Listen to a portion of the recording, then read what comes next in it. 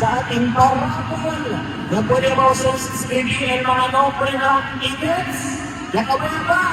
Siya kabaya later on o sinuway pa rather siya kay Jesus mga raffle report o yung ticket particular. Kasi ito, mabibigay ng dalawang iPhone ang ating J-Gadget! Alright! Palagpagan muna natin ang ating J-Gadget sa ating sponsor sa ating iPhone. Alright? And kahapon doon na doon, lalagyan iPhone. Again hindi lang uno. Of course, Cosby nung galing ng J-Gadget.